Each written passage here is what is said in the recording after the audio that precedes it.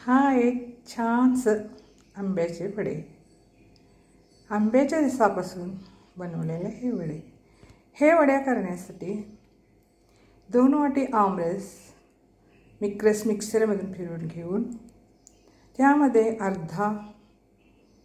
म्हणजे 1 वाटी साखर घालणे व मंद आचेवर घट्ट होईपर्यंत गॅसवर आटवून घेणे.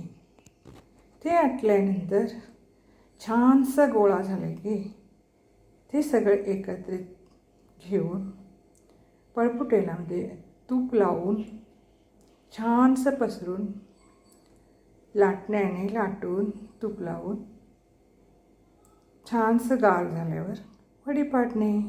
झाले तयार छानसं सोनेरी आंब्याचे वडे.